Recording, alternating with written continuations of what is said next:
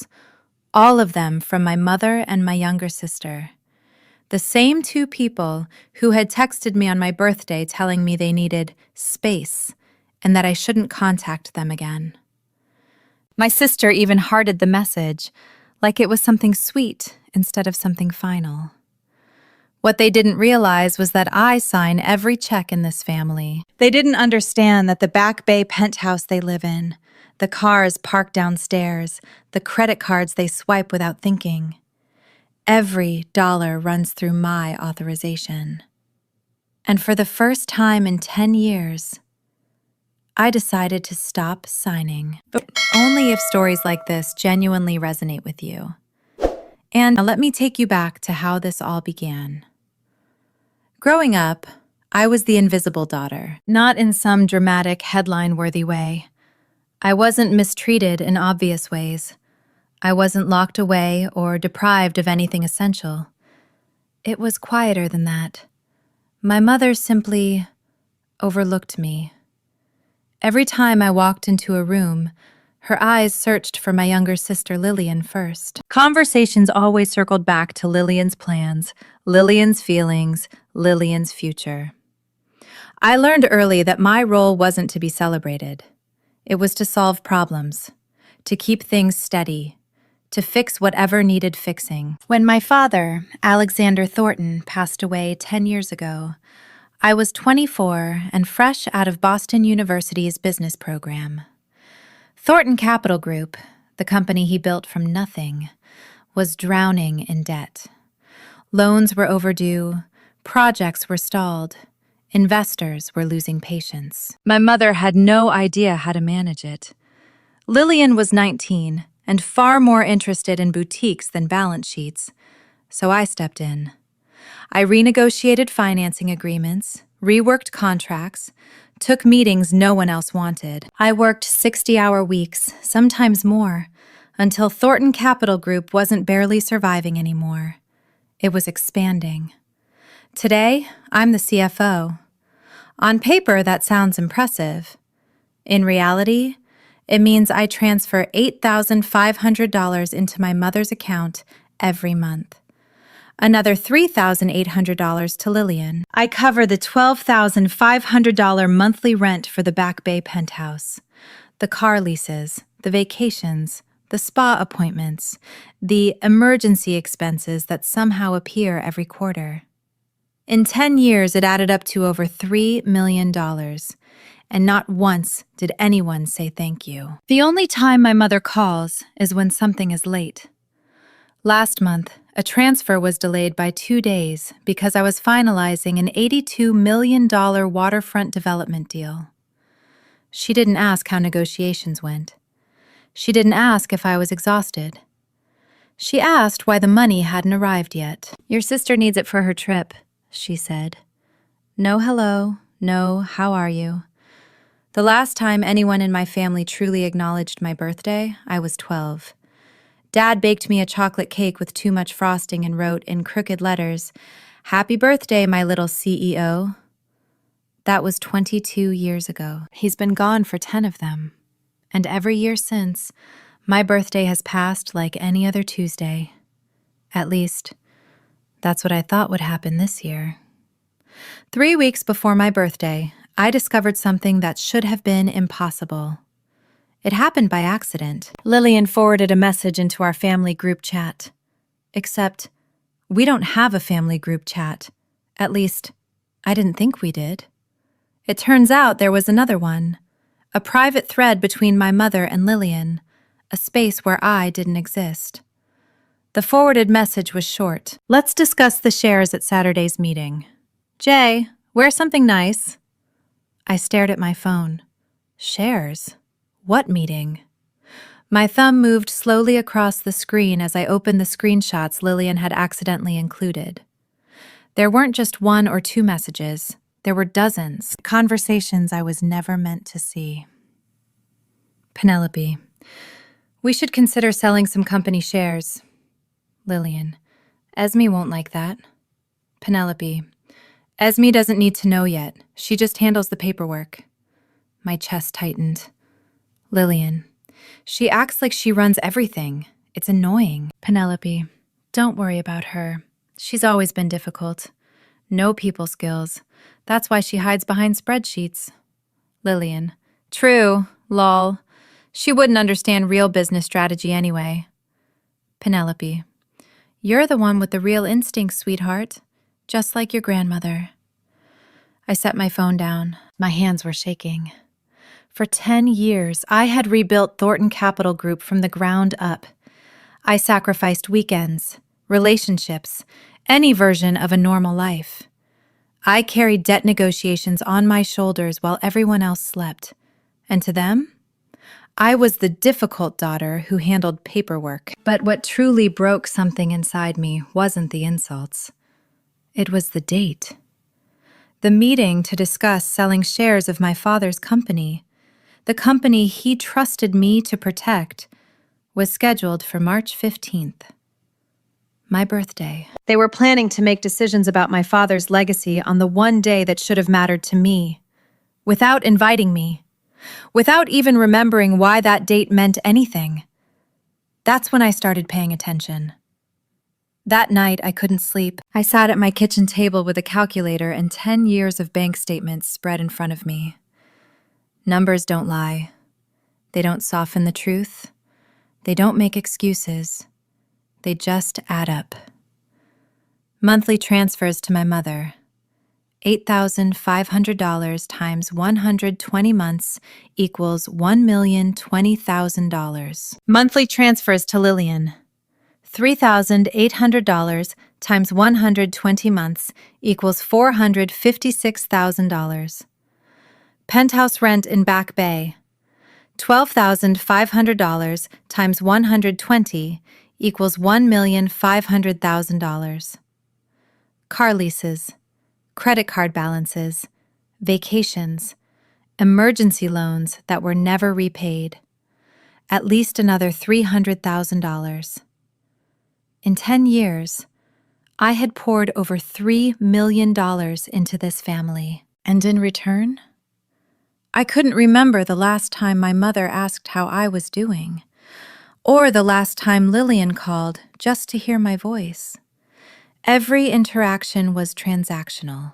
Money in, silence out. I thought about my father. The way he used to look at me across the dinner table like I was the only person who truly understood what he was building. The late nights in high school when he let me sit beside him reviewing development plans. The quiet pride in his eyes when I graduated at the top of my class. You're the only one I trust with this, Esme. He told me weeks before the cancer took him. The company, the family. You'll take care of it all. I know you will. And I did. I kept that promise. But somewhere along the way, taking care of the family stopped meaning protection. It started meaning funding a lifestyle while they erased me from their lives. I picked up my phone and scrolled through my contacts. There was a name I hadn't called in years. Graham Whitaker, my father's attorney. His closest friend, the man who sent a brief message every year on the anniversary of my father's death, just to check in. I always responded politely, briefly. I never understood why he kept reaching out. Now I was beginning to. I made a decision. I wouldn't confront them. Not yet. Part of me wanted to call my mother immediately, demand answers, demand an explanation. Why were they meeting without me? Why did they think I just handled paperwork? Why did they never remember my birthday? But I already knew how that conversation would go. Denial. Minimizing. You're too sensitive, Esme. No. I wanted clarity. And the clearest moment would come on March 15th, the day they planned to discuss business. The day they apparently forgot was my birthday. I would wait.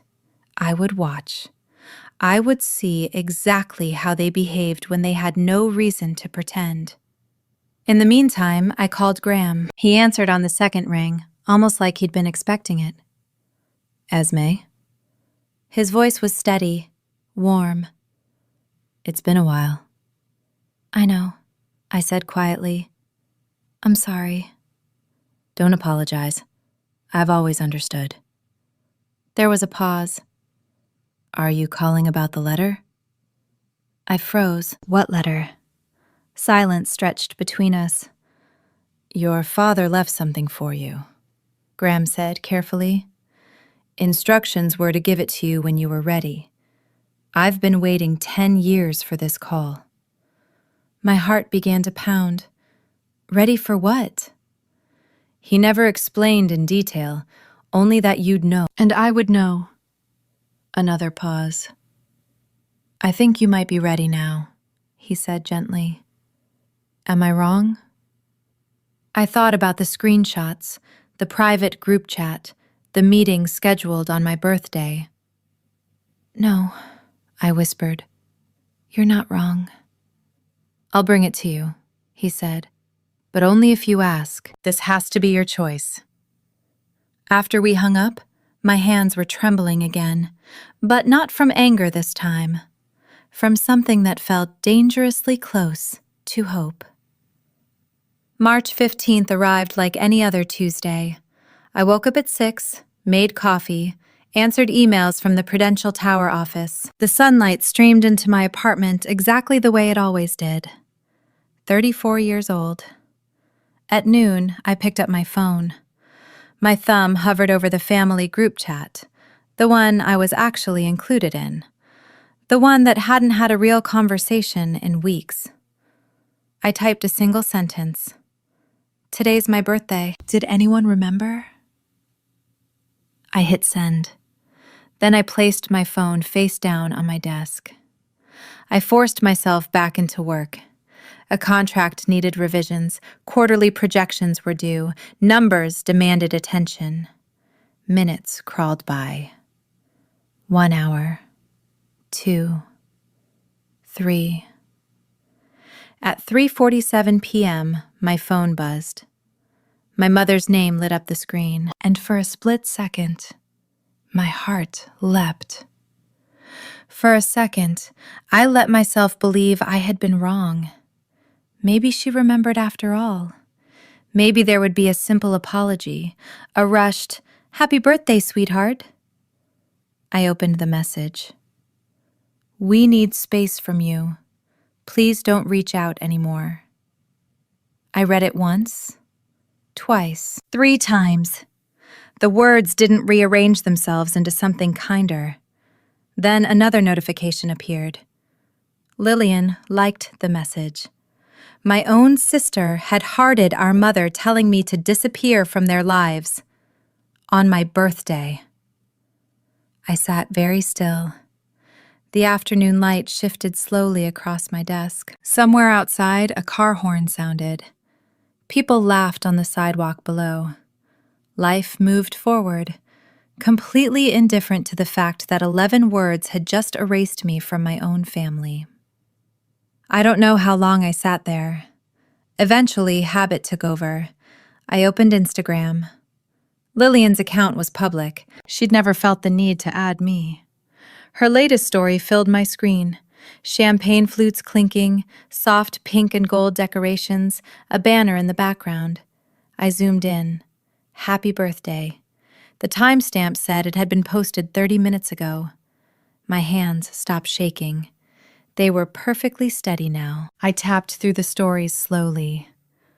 The first clip showed the entrance to the Back Bay penthouse, the one I paid $12,500 a month to lease. Pink balloons framed the doorway. A valet parked a Mercedes at the curb. The second clip was my mother adjusting a floral centerpiece, smiling like a hostess at a corporate gala. She was wearing her pearl set, the one she only brings out when she wants to impress business partners. The third story made my stomach drop. A handwritten guest list in my mother's elegant script. I recognized every name. Ethan Caldwell from Caldwell Digital Systems, our largest tech partner. Olivia Reyes of Reyes Capital, who controlled major commercial investments across Boston. Noah Bennett, the investment director we've been courting for months. These weren't family friends. These were my professional relationships. People I had spent years building trust with, and they were standing inside a penthouse funded entirely by me at a party I wasn't invited to. The fourth story showed the cake. 3 tiers, white fondant, edible flowers cascading down the sides. The name piped in looping gold script. Lillian. I glanced at the date on my phone. March 15th. My birthday. Lillian's birthday isn't until April. My mother was throwing a birthday party for the wrong daughter, on the right daughter's actual birthday, using the right daughter's money, while telling that same daughter to never contact her again. And she had invited everyone who mattered in our professional world. I could almost hear the conversations happening in that living room. Where's the older daughter? Oh, Esme? My mother would wave her hand lightly. She's not really involved. She's difficult, not great with people. They had no idea. The person paying for the champagne, the caterers, the valet service, was sitting alone in her apartment, freshly cut off from her own family. Something shifted in me then, not loud, not dramatic, just quiet, final. At exactly 5 o'clock, I called Graham Whitaker. Bring me the letter, I said. I'll be there in an hour. He didn't ask questions. While I waited, I did something I had never taken the time to do before. I pulled up the company's ownership documents, not the day-to-day financial reports I managed, the structural filings, the legal architecture my father had put in place. I already knew the percentages. 60%, Esme Thornton. 20%, Penelope Thornton. 20%, Lillian Thornton. But I had never fully absorbed what that meant. As majority shareholder and CFO of Thornton Capital Group, I had signing authority over everything. Every contract, every major expense, every distribution from the corporate accounts, including the family trust. The trust that funded my mother's lifestyle. The trust that paid Lillian's credit cards. The trust that had been hemorrhaging money for a decade, while I signed off on transfers automatically, without thinking. I had always viewed it as Dad's money, family money, something I was morally obligated to manage for everyone's benefit. But legally? I was the sole signatory. Nothing moved without my approval. At 6 o'clock, Graham arrived. He looked older than I remembered, but his eyes were just as sharp. He handed me a sealed envelope. Before you read this, he said quietly, there's something you should know. I waited. Your father restructured everything 6 months before he passed. He anticipated this. He chose his words carefully. He knew Penelope would favor Lillian. He saw it long before you did. A pulse throbbed in my throat. Why didn't you tell me? He made me promise not to, Graham replied gently. He said you needed to see it for yourself. Otherwise, you'd never believe it. I looked down at the envelope in my hands. My father's handwriting was still unmistakable across the front. For Esme, when she's ready. I broke the seal. The paper inside had yellowed slightly at the edges. His handwriting filled both pages, neat and deliberate, the same way he wrote everything, from grocery lists to partnership agreements. My dear Esme, it began. If you're reading this, it means what I feared has finally happened. Your mother and your sister have pushed you far enough that you've started asking questions. My vision blurred. I'm sorry it took this long. I'm sorry I couldn't protect you better. I've watched the way Penelope looked at you since you were small. The comparisons, the subtle disappointments. It broke my heart because I knew the truth. You are the strongest person in this family, the most capable, the most loyal. But strength is not the same as being valued. And loyalty means nothing to people who only see what you can give them. I'm leaving you the company because you're the only one who will protect it. But more importantly, I'm leaving you the authority to protect yourself. The trust. the accounts, the signing power. It's all in your hands for a reason. You don't owe anyone your sacrifice, not even family. If they've hurt you enough that you're reading this, then they've already shown you who they are. Believe them. Walking away isn't betrayal, it's survival. Doing the right thing does not mean allowing people to take advantage of you. Never confuse the two. I love you more than I could ever put into words. And wherever I am proud of the woman you've become.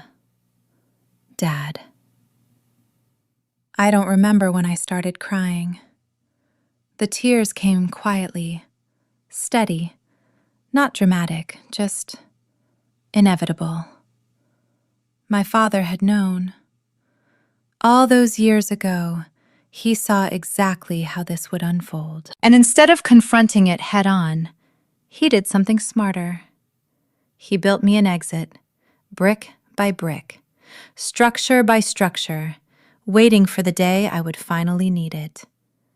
That day was today. And if you've ever felt invisible inside your own family, like you are only valued for what you provide, I want you to know I see you. Have you ever had to set a boundary with someone who was supposed to love you unconditionally?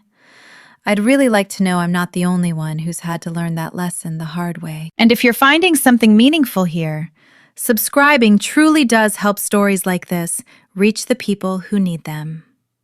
Now, here's what happened next. I folded the letter carefully and placed it in my desk drawer. Then I looked at Graham. What are my options? He didn't hesitate. As majority shareholder and sole signatory on the Thornton Family Trust, you can freeze distributions immediately. You can restructure access. You can restrict discretionary spending. If you choose, you can cut them off entirely. He paused. But that's not what you're planning. It wasn't a question. No, I said quietly. I stood and walked toward my closet. I'm going to the party. His eyebrows lifted slightly. Are you sure that's wise? They're telling everyone I don't exist, I said evenly. That I'm difficult, that I don't understand business. I want to hear what else they're saying, and I want to see who believes it. Graham's expression shifted. I should tell you something, he said carefully. I was invited. I turned to him. Invited? Ethan Caldwell asked me to review partnership documents tonight. It clicked instantly. They don't know you report to me. A small smile touched his face. Your mother never bothered to understand the legal structure. As far as she's concerned, I'm just the company attorney. And she doesn't know you answer to me. No. Something settled into place. You'll be there, I said. I will. And Ethan Caldwell will be there, our largest partner, he confirmed. I imagined the room, my mother dismissing me, Lillian smiling, soaking in borrowed credit, business leaders nodding politely, and in that same room, two men who knew exactly who I was, exactly what I did. I wasn't going to yell. I wasn't going to accuse. I didn't need to. The truth would do the work for me. I'll see you there, I said. I arrived at the Back Bay penthouse at 7:30. The valet took my car without a second glance. I walked up the stone pathway, past the rose bushes my mother planted last spring, funded by what she'd called my bonus. The front door was open. Music and laughter spilled onto the sidewalk. The scent of catered hors d'oeuvres drifted into the cool evening air. I didn't walk in. Not yet. Instead, I circled toward the side garden where French doors opened into the living room. The curtains were slightly parted, just enough to see inside. My mother stood in the center of the room, commanding attention, hands moving, voice animated. Guests leaned in around her, including Ethan Caldwell, who I recognized instantly from our quarterly review meetings. I stepped closer, staying just out of sight. My older daughter, my mother was saying lightly, waving her hand as if dismissing a small inconvenience. Esme has emotional challenges. She's very difficult to be around. My jaw tightened. We had to create some distance for our own well-being, she continued. It was heartbreaking, but some people just can't maintain healthy relationships. A woman near her made a sympathetic sound. That must be hard. It is, my mother replied, dabbing theatrically at her eye. But you have to protect yourself. Ethan spoke up. Doesn't she work for Thornton Capital? A pause. My mother laughed. Actually laughed. Oh, Esme? She handles some paperwork, filing, administrative things. She gestured toward Lillian. This one, she said warmly, is the real strategic mind, just like her grandmother. Lillian beamed. I stood in the dark garden, listening to my mother tell my largest client that I was essentially a clerical employee in a company I owned 60% of. And in that moment, I understood something clearly. She had no idea who I was. Time to remind her. I walked through the front door like I belonged there, because I did. I was paying for it. The foyer was filled with people I recognized. Developers, investors, consultants. Some glanced at me politely. Most knew only my signature, not my face. As I moved toward the living room, conversations began to fade. I wasn't wearing a cocktail dress. I was wearing my charcoal gray board meeting suit. Impeccably tailored, sharp, intentional. My mother saw me first. The color drained from her face. Her champagne glass tilted dangerously in her hand. For 3 long seconds, she just stared. Esme, she managed, her voice tightening. What are you doing here? I stepped into the center of the room, every head turned.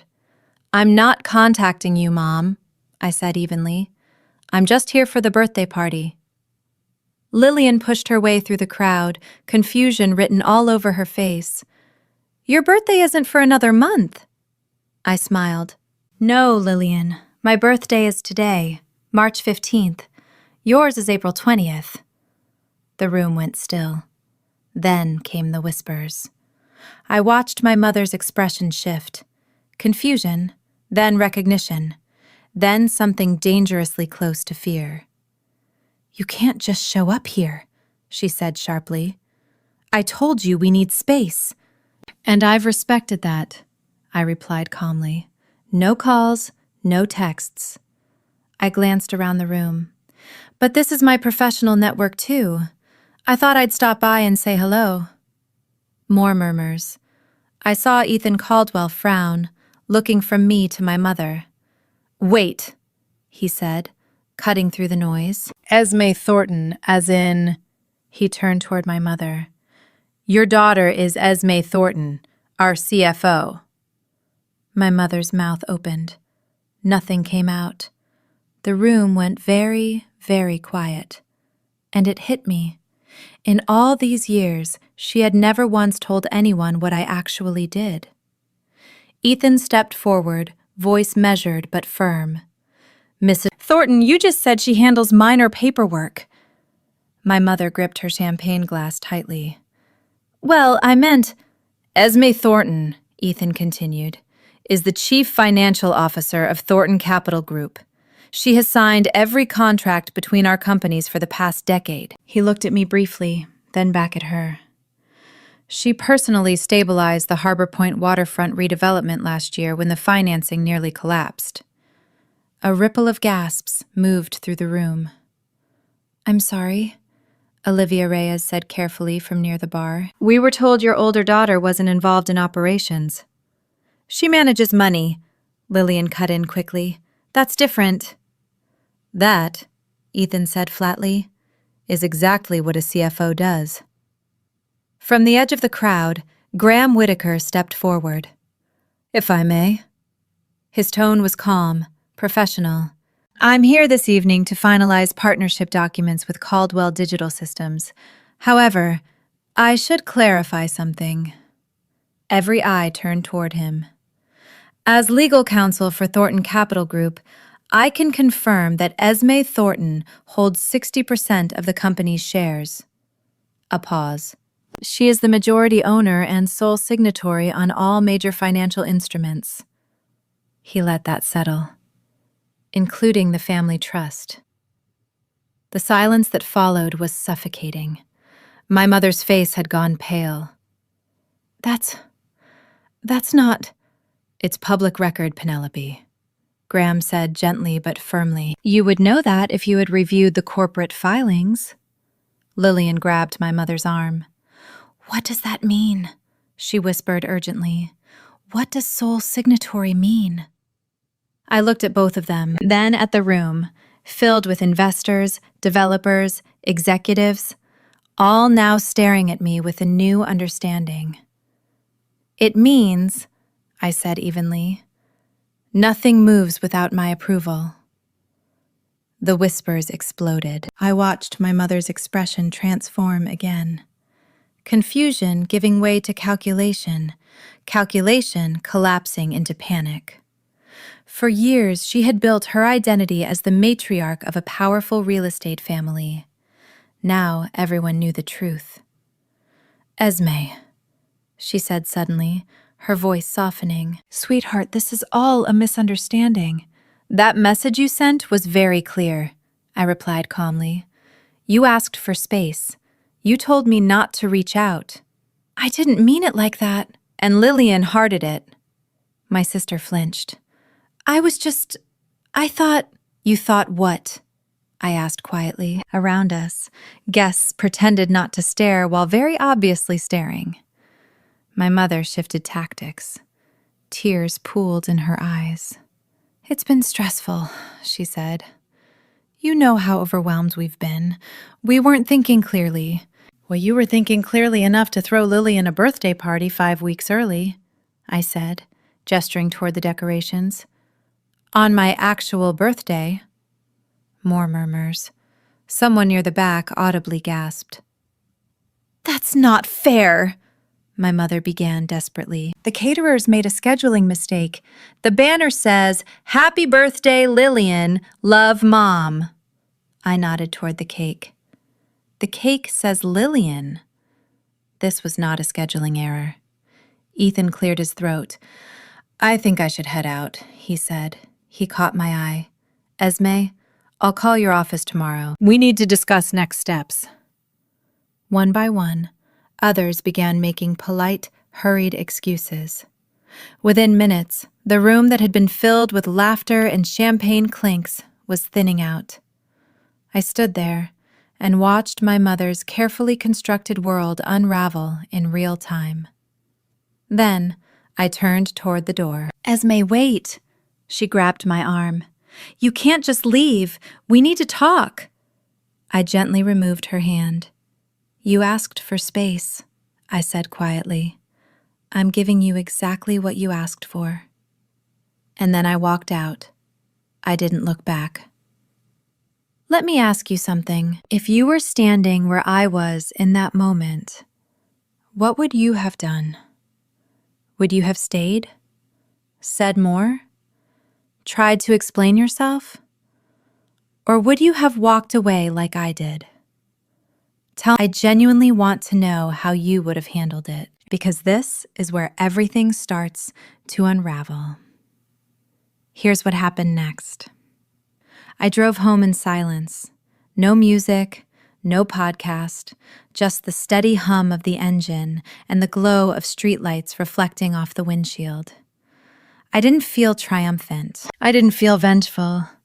I felt tired and strangely calm.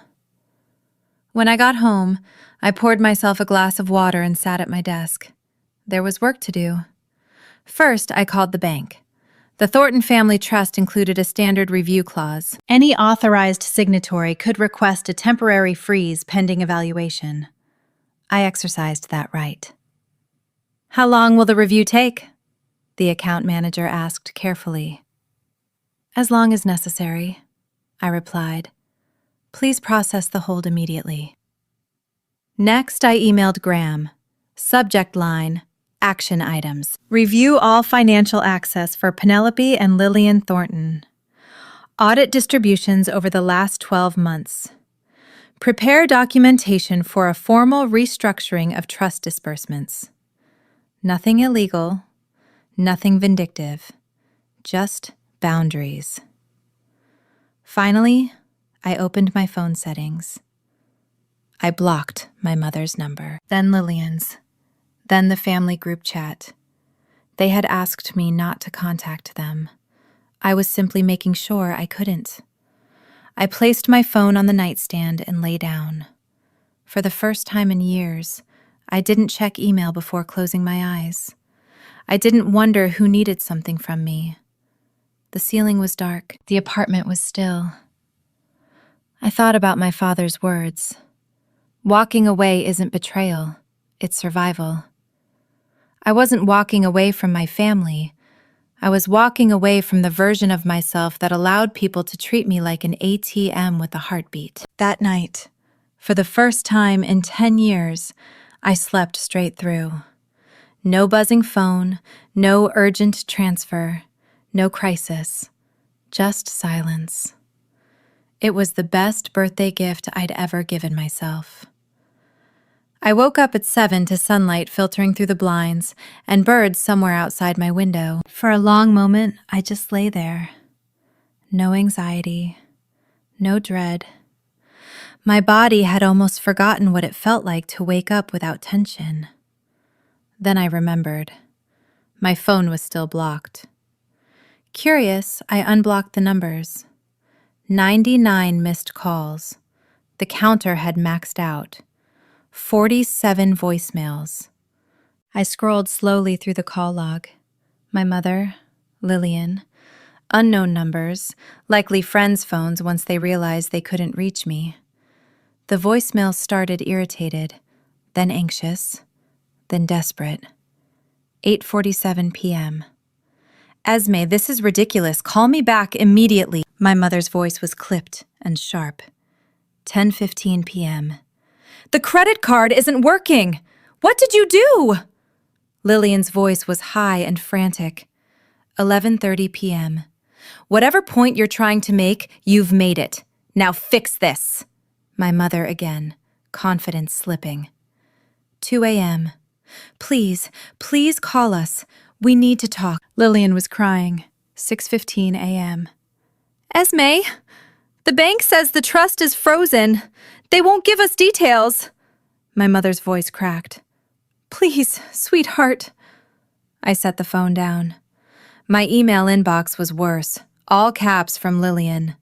You can't do this. This is family money. A longer message from my mother, shifting between anger and pleading. I don't understand why you're punishing us. We love you. This is cruel. Please call. At the bottom of the inbox, a different name. Ethan Caldwell. Esme, I didn't know the details of your family situation, and it's not my place. But I want you to know my trust is with you, not them. Let's meet this week to discuss moving forward. You have my full support. I read his email twice. Then I closed my laptop, made coffee, watched the morning light fill my apartment. They would survive, but they would have to do it without my silent funding. Over the next few days, reality set in. Graham called with updates. The trust freeze halted all automatic payments, he explained. That includes the penthouse lease. The landlord in Back Bay had received a declined payment notice. He called Penelope directly, confused. She tried to claim it was a banking error. He wasn't convinced. He's giving her 30 days, Graham said calmly. Lillian's credit card was declined first at the spa, where she had tried to book what she called a recovery day after the party disaster.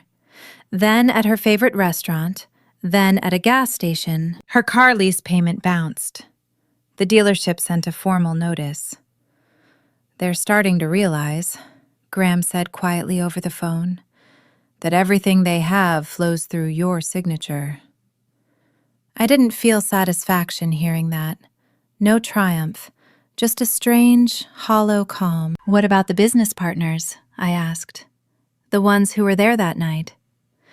Ethan Caldwell called this morning, Graham replied. He wants to strengthen your partnership agreement. He says he's more confident in the company now that he knows who's actually running it. I almost laughed. Almost.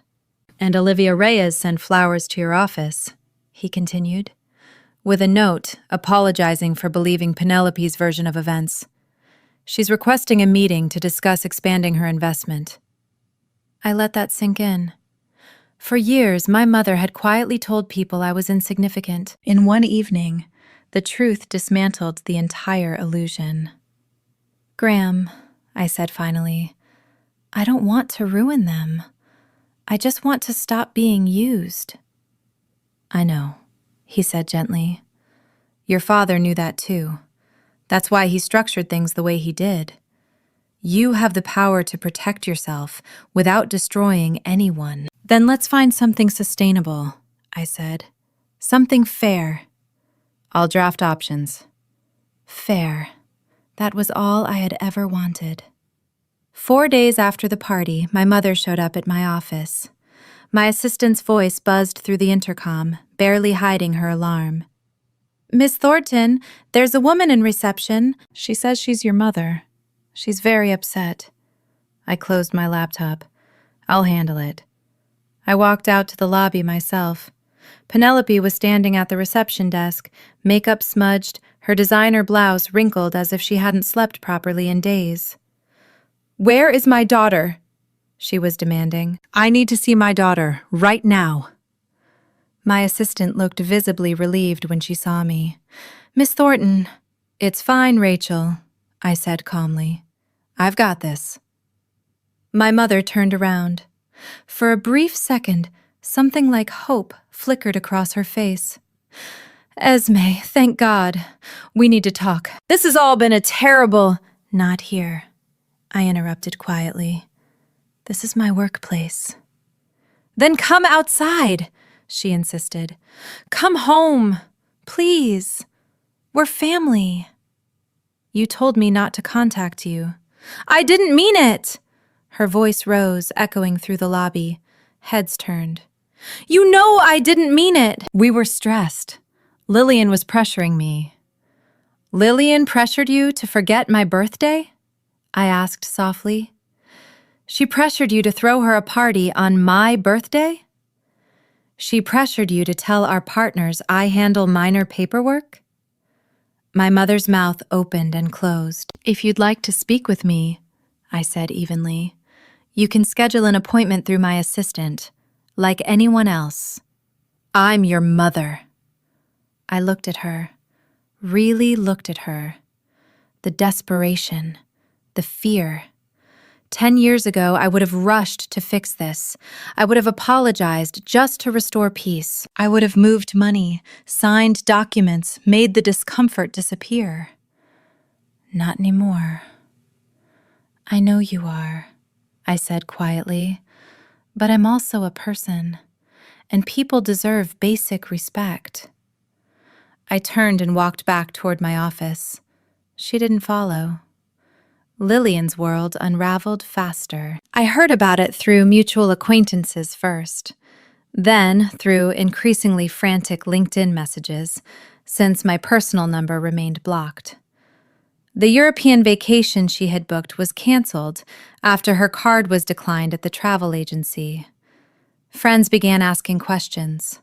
Word had spread. Your sister is the CFO? But you said she just handled filing.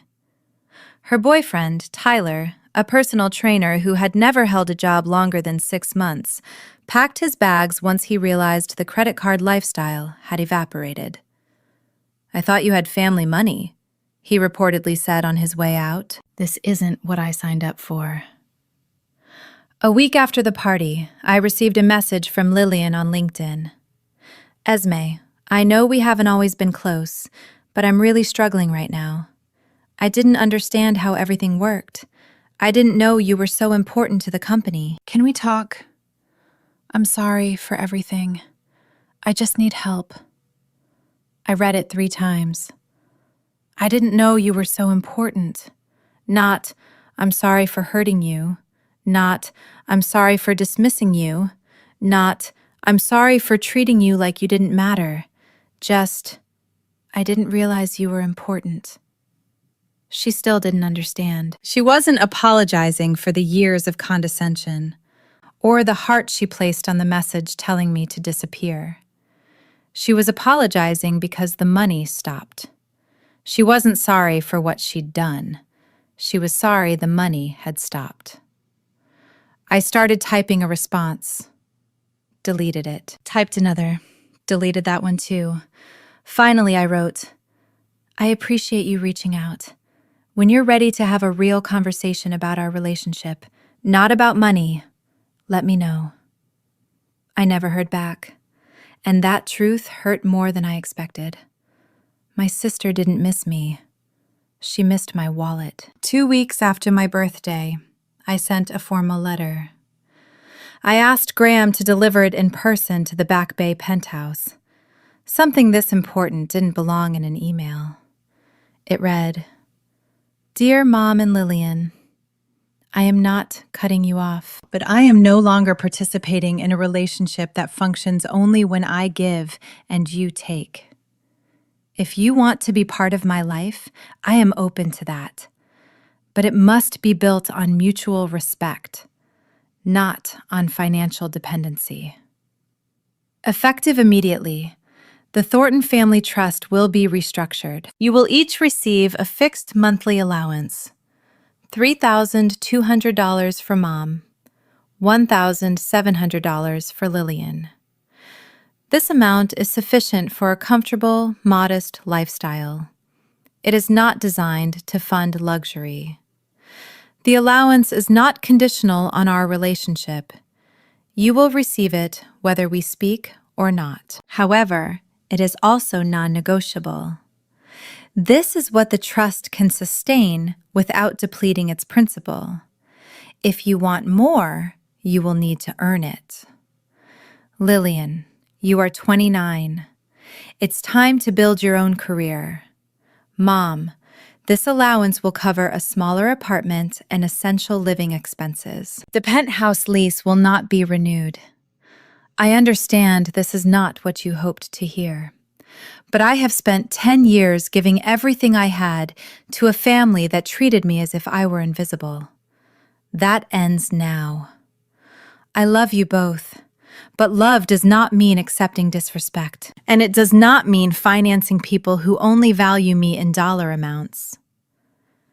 If you want to talk, truly talk about us, my door is open, but I will not reach out first. You asked for space. I am giving it to you. The next move is yours. Esme Graham later told me my mother cried when she read it. Lillian threw the letter across the room. Neither of them called, but the checks went out on the 1st of the month. That felt right. It's been 3 months since my 34th birthday. My mother now lives in a 2-bedroom apartment downtown, smaller than she's used to, but clean, manageable. Lillian got a job, entry-level marketing at a mid-sized firm.